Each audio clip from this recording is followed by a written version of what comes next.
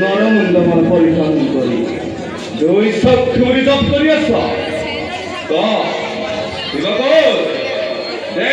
এই মুহূর্তে এই পাখন্দ এই বকাকুলর এক অমান্য করিস কাকা কাকা এই কি কাজ না জানেন কি এই বকাকুলর সহন ভক্তি এই বকাকুলর আরে অমান্য করি মাটি সবাই নিজর মরণ নহলে নহলে এই বকাকুলে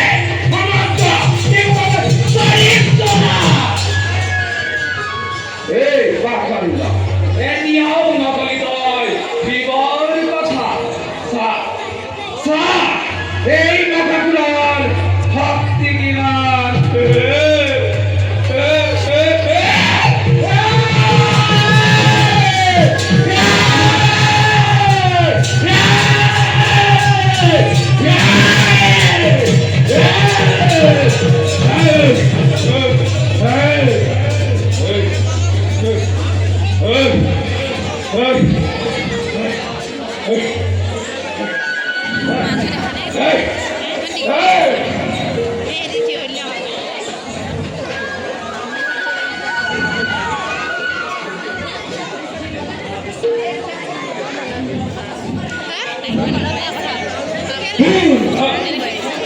মোৰ ধ্যান কৰিলি হ'ল ন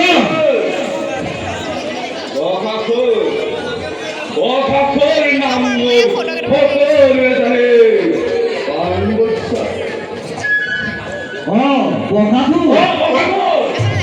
কিয় কইলা সদাহি উৎপাত কৰিছ মই কিবাক বিচাৰি কিবাক বিচাৰি আহিছ সৃষ্টি বিনাশকাৰী সংসাৰকাৰী নাজানি কিছু কত পাইছ কবি কথা মোৰ সৰ্বদা মা জনা কৰিব নমো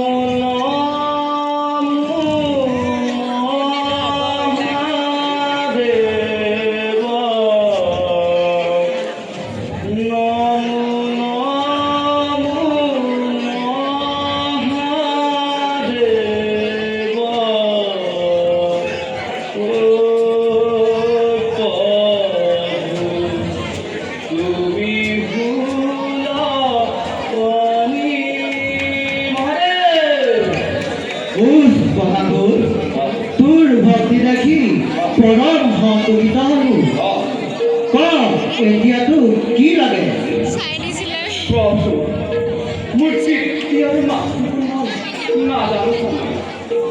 আপুনি যে জগতৰ ঈশ্বৰ সেয়ে জানিবলৈ পাই আহিছো মই আপোনাৰ প্ৰভু মোৰ পিতৃ আৰু মাতৃক মই জানিবলৈ ইচ্ছা প্ৰকাশ কৰিছো আৰু প্ৰভু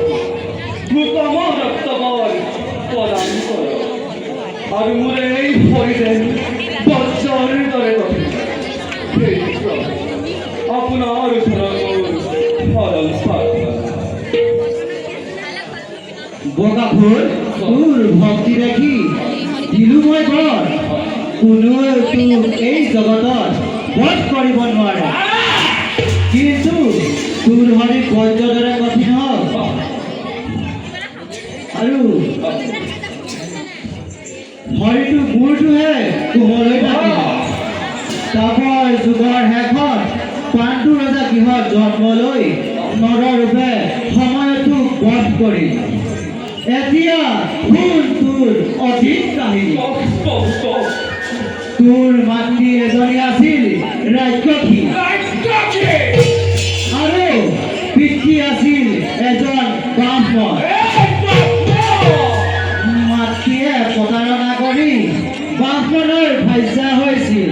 সেই পৰিণতি হিচাপে ব্ৰাহ্মণৰ অভিশাপটোৰ জন্ম হ'ল সেই কাৰণেতো